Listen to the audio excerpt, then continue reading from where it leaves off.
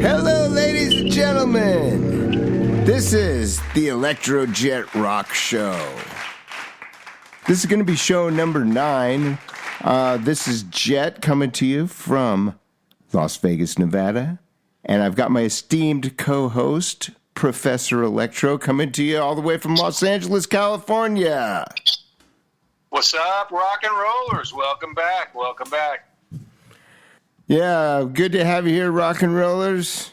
And ladies and gentlemen, tonight we are going to be going over what I call, and I think probably a lot of people kind of consider these guys like this, the LA 3 and the 80s guitar players. Okay, so picture this. Van Halen had already came out in late 78, blew everybody away, so the momentum was picking up. And everybody said that New Wave was going to take over, but no, rock and roll came back in about 83, 82, something like that. So once Van Halen blew up really big and Quiet Riot hit number 2 for a long time, I think they couldn't get, or maybe they were number 1. I can't remember, but that was a big deal anyway. So we had all the guys coming up after that.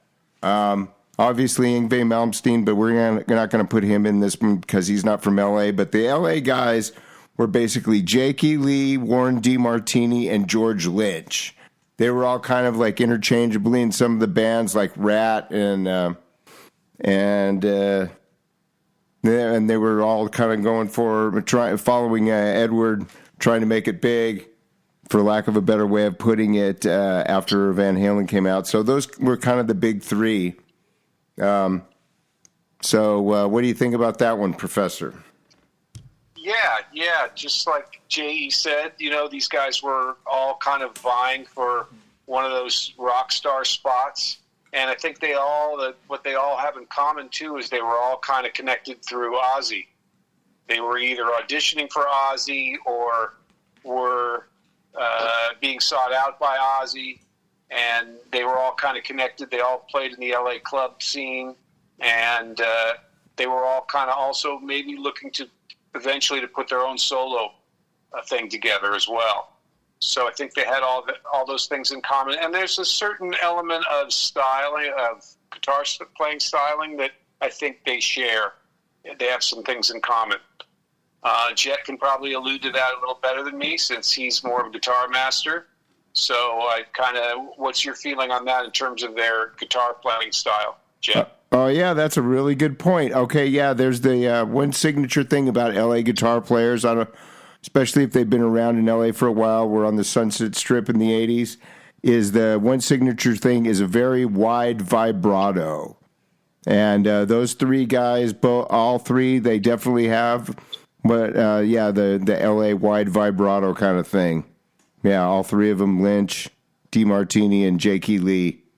Jakey Lee I love the wide vibrato on, I think it's Killer of Giants, or there's some songs on the Ultimate Sin, which I think is a great record, actually.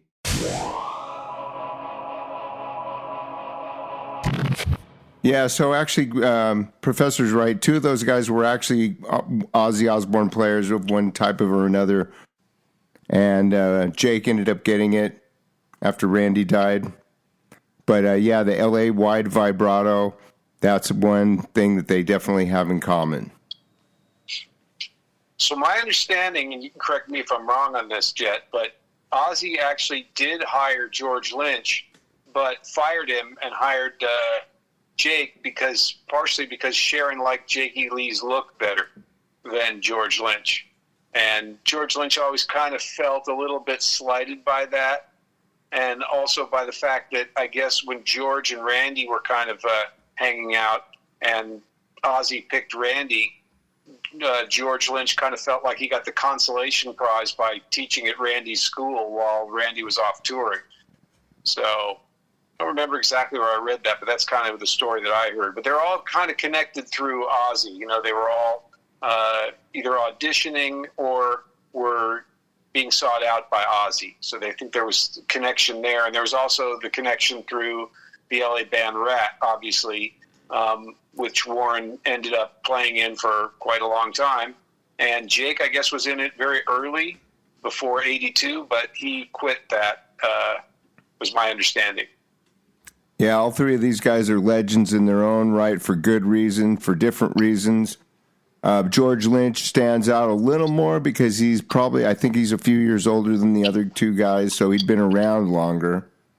And he had probably the most outside techniques. I do believe he's pretty much self-taught, so he plays some very interesting and unique stuff. Phenomenal vibrato as well, and phenomenal tone. The thing with Jake and Warren is they were both guitar players in Ratt at some point. Well, Warren's the main guitar player, obviously. And Warren, he looks like he's kind of a tall kind of guy. He's got the really, really long fingers, so he can make some really good stretches, plays very melodically, has great tone like all three of these guys do. And they're similar, but a little bit different. Like Warren is maybe... probably more of a basicer kind of tone than, say, like a Jakey Lee kind of phased out on the Bark at the Moon stuff on that record.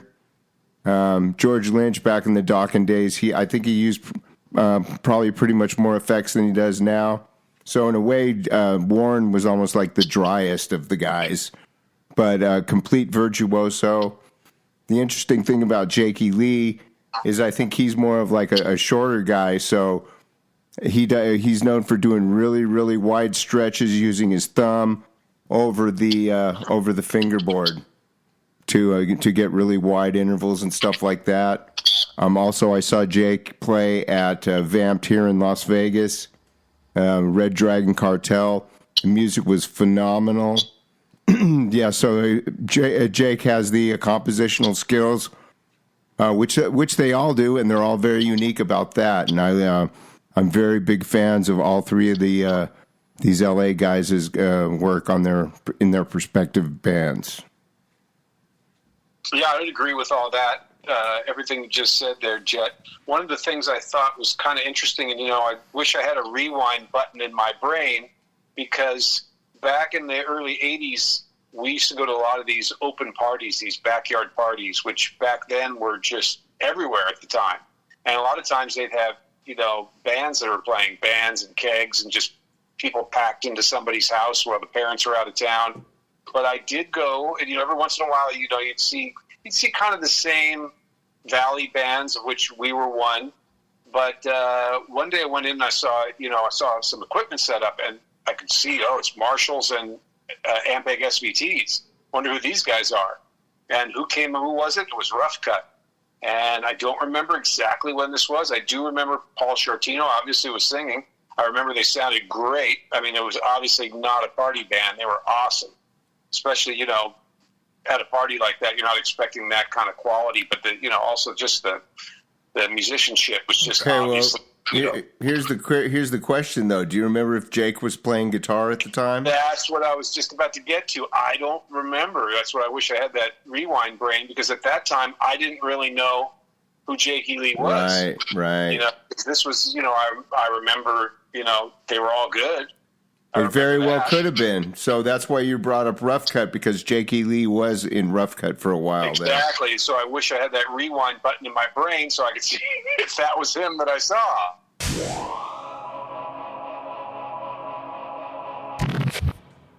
I think another interesting connection that at least two of these guys had was Jake and Warren were both asked to be in Dio's band.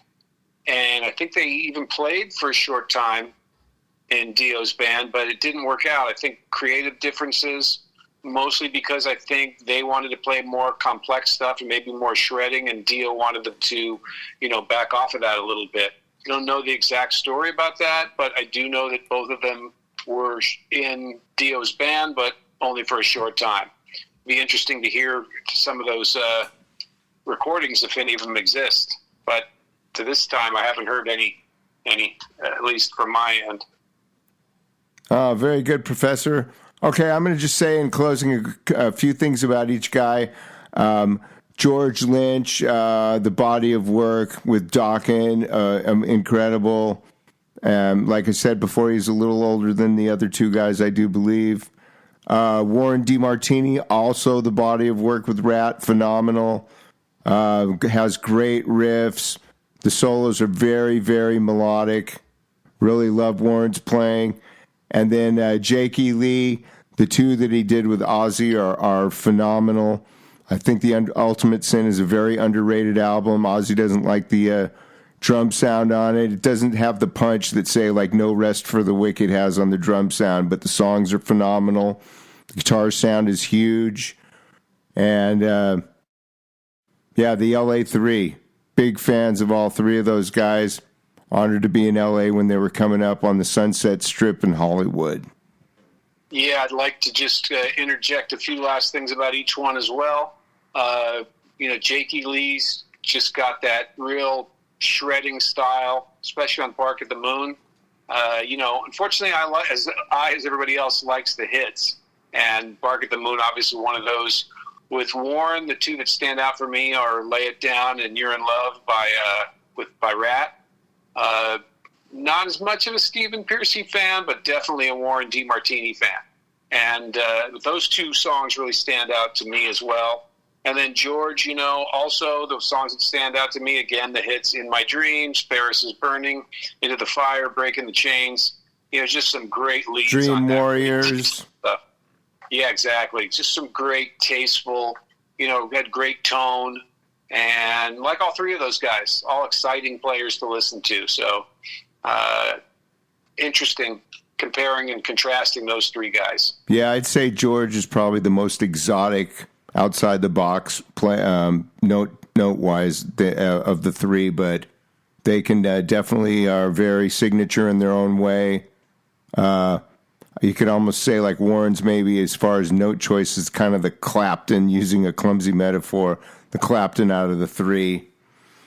I don't think that's clumsy. I think that's actually pretty eloquent. He is kind of the Clapton of the three. And definitely I'd agree with you on George's playing also. I'd agree with everything you said about that. They're all interesting, and they're all similar, and they're all different. So it's an interesting...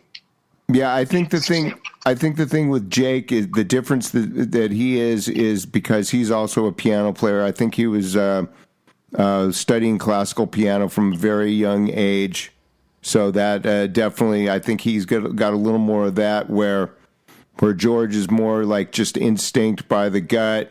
Says he doesn't really know much musical theory, and Warren seems like just pretty much more of a straight rock and roll guy, but the riffs are phenomenal. So, and his solos, very signature. Yeah, I love all three of their playing, like I said.